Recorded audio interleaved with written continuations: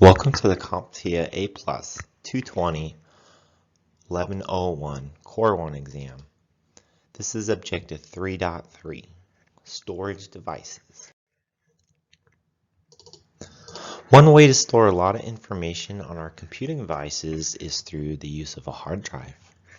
A hard drive consists of spinning magnetic platters, and even when your system is powered off, it still retains the data that you've stored on that hard drive.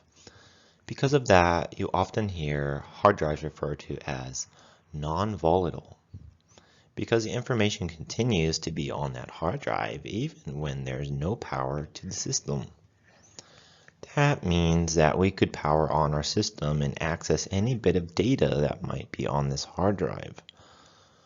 We don't have to forward or rewind information like you might with a tape drive. And that's why we refer to access on a hard drive as random access. Inside the drive itself are a lot of moving parts.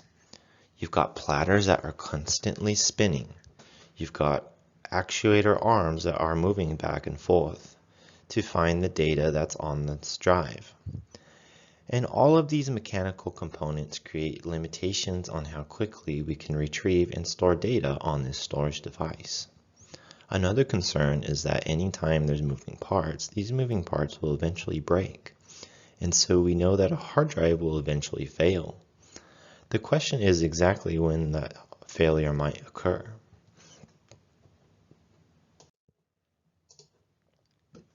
Here's the view inside of a hard drive.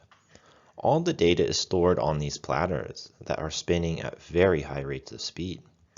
That platter is rotating around a spindle that's in the middle of the platters, and an actuator on the hard drive controls an arm that moves back and forth over these platters to be able to store and retrieve data. You can see the disk, looks like a circle. You can see the arm that's touching it and the actuator that's holding the arm as well. There's a small head at the end of the arm that is used to very precisely locate and retrieve and write data to the spinning platter.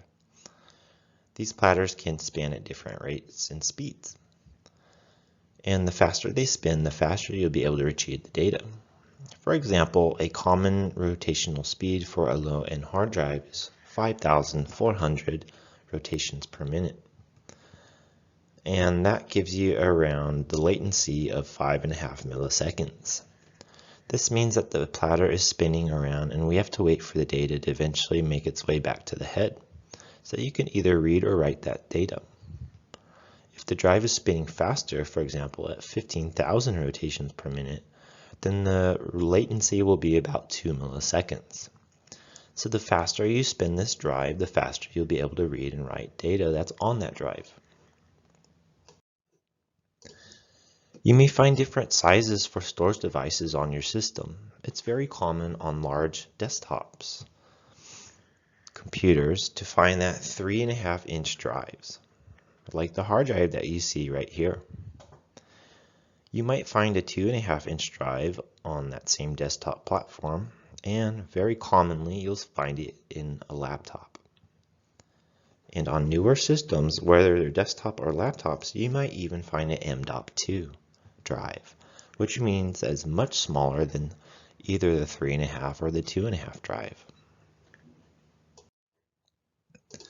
The evolution of storage has begun moving away from spinning mechanical hard drives into a system that has no moving parts at all.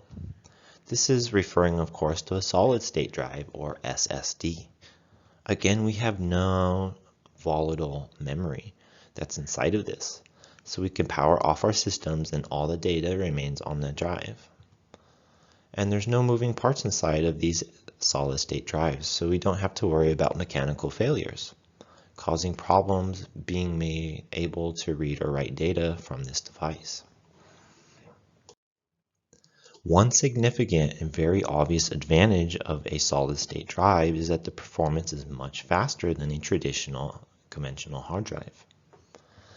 We don't have to worry about the revolutions per minute or the amount of data that we can transfer back and forth as these platters are spinning around.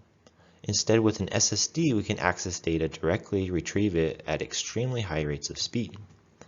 As solid-state drives have improved over time, one of the things we found is that the interface we use to access the SSD is an important part of the overall performance. One common type of interface that we use on our hard drives is a SATA interface, so it makes sense that we have SATA interface also available for an SSD. This means that we could remove a SATA drive from a desktop or a laptop and simply replace it with an SSD that has the same type of SATA interface. One of the advantages of having a laptop or mobile device is that they're very portable. And if you can make that component inside of the device smaller, then you can decrease the overall size of the device. With SATA, we were originally limited to a spinning device. 3.5 and 2.5 SATA drives took up quite a bit of room inside of devices. So we created a new interface for SATA called the mSATA. This stands for mini SATA. Instead of having a spinning drive inside of a case, we take that SSD memory and put on a much smaller component.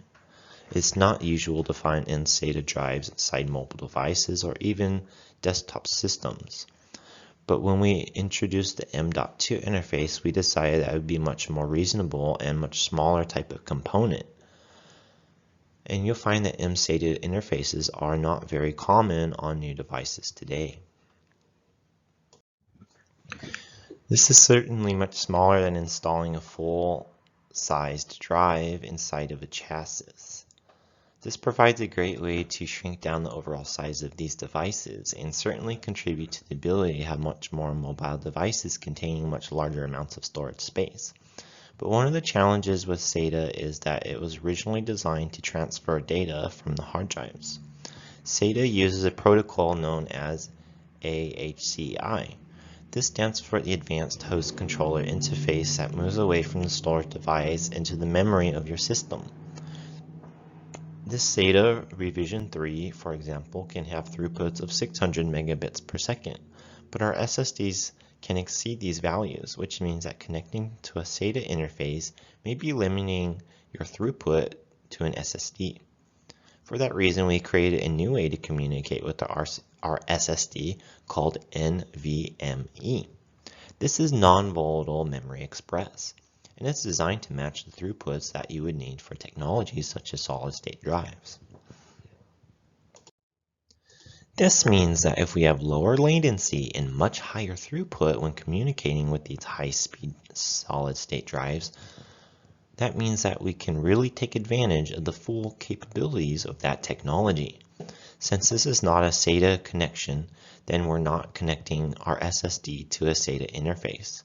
Instead, we're using a type of interface called M.2 interface.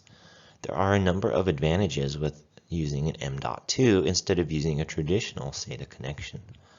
One of the first advantages is that this is a much smaller form factor than SATA. And this has a single connection to the motherboard. And you can see that there's no external power that's required. It simply pulls the power from the motherboard itself. The M.2 interface can also directly connect to the PCI Express bus that is in your computer, providing much higher throughput than you would get with something like a SATA interface. It's very common to see 4 gigabits per second throughput when you're using NVMe with your SSD through a 4 PCI interface. If you're planning to use this type of drive on your system, then you should know that there's more than one type of M.2 interface. We refer to these keys that are in the interface with different names. There is a B key, the M key, and some interfaces will support B and M keys. So to get the best possible throughput for M.2 based SSD, you want to be able to ensure that your system can support this. Your M.2 interface may only be using the traditional AHCI throughput that you might see with the SATA connection. So you need to check your documentation and make sure that it supports NVMe. Your motherboard might also support one type of M.2 key. It may be M or B. So you might need to make sure that you're buying the right M.2 based solid state drive for your motherboard. Here's a close-up of a solid state drive that you can see. It supports both of these M and B. Installing an M.2 drive on your motherboard is relatively straightforward. You just need to find the M.2 interface, slide in the solid state drive. You fasten the solid state drive using a screw and you're good to go. Another type of storage that we use extensively on laptops and desktops is flash memory. Technically, this is an EEPROM, which stands for Electronically Erasable Programmable Read-Only Memory. This is also a non-volatile form of storage. So you can remove the flash drive from your system. There's no power going to the flash drive, yet it's still able to retain all that data that we stored on the flash memory, similar to a hard drive. One concern that we have with flash memory is that it does have a limit to the number of times you can write information to that drive. Once you hit the threshold, you're able to read the information that is on the flash drive, but you would not be able to rewrite or change any information in the future. It's also not recommended to use flash drives as archival storage. These are very small storage devices and they can be easily lost or damaged. It's also good to have a backup of all your data, but especially data that you're storing on the flash drive itself. Here's some very common examples of flash memory. Your USB flash drive that you're probably familiar with is up here on the top left. And if you have a camera or some other mobile device, you might be using an SD type of flash memory. If you have a mobile phone or a small device, then you might be using a smaller version of SD called micro SD. And for older legacy systems, you might see some legacy drives that use compact flash or the XD card. Another type of storage that is becoming increasingly difficult to find on our systems is an optical drive. This is a storage type that uses a laser to either read small bits or different colors that are on this individual optical disc. This is a very common type of storage to use for archival media, especially if it's a media type that you would not want to change once it's been written. There are many different formats of optical drives, but some of the most popular are CD-ROMs, DVD-ROMs, or Blu-ray, and you'll find optical drives as an option available for internal laptops or desktops that we use. And there are also external drives that connect via USB to these types of systems as well. We are at the end of Objective 3.3. Here's a pop quiz. What storage device takes advantage of the NVMe? A.